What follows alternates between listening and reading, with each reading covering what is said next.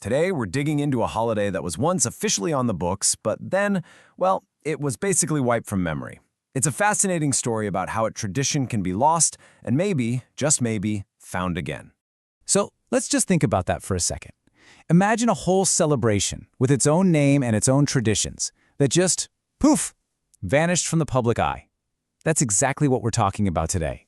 This strange, and honestly kind of charming, story of a holiday that got lost in time. All right, so our story kicks off on January 10th. For pretty much all of us, that's just a Tuesday or a Wednesday, right? Another day in winter. But for a little while, this specific date was actually a recognized holiday that has since been almost totally forgotten. And here's the kicker. This wasn't just some quirky tradition a few families had.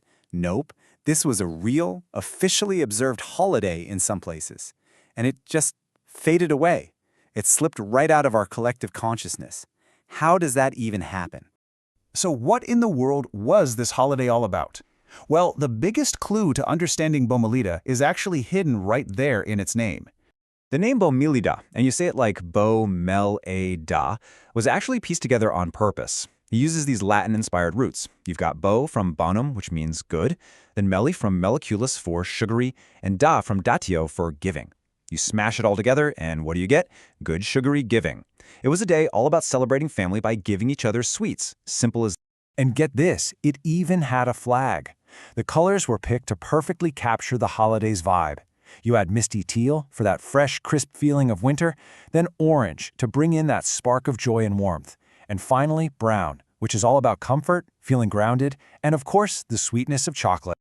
Okay, so it had a cool name, its own day, even a flag. How on earth does an official holiday just fall off the calendar? Well, the answer really lies in what it didn't have. This timeline really shows you the whole roller coaster.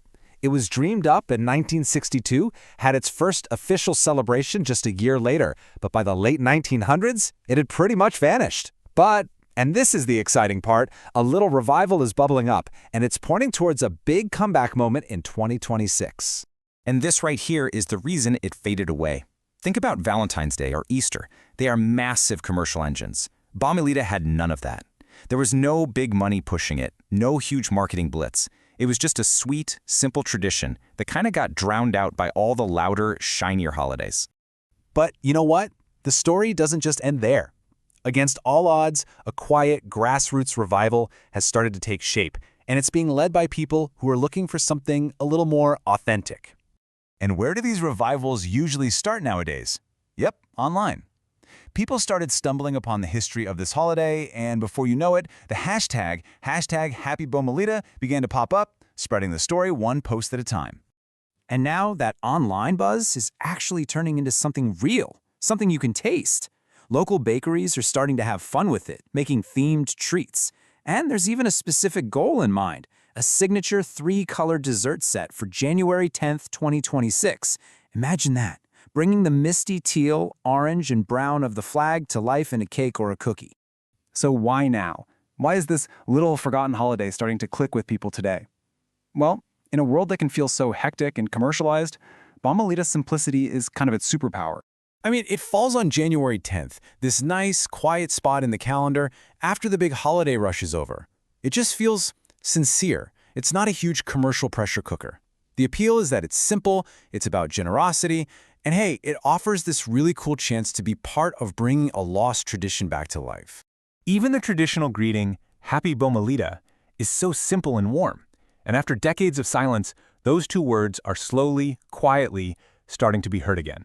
So as Bomellida continues its quiet little comeback, it leaves us all with something to think about. Maybe, in our search for connection, the most meaningful traditions aren't always the biggest or the loudest, but the ones we choose to rediscover and share for ourselves.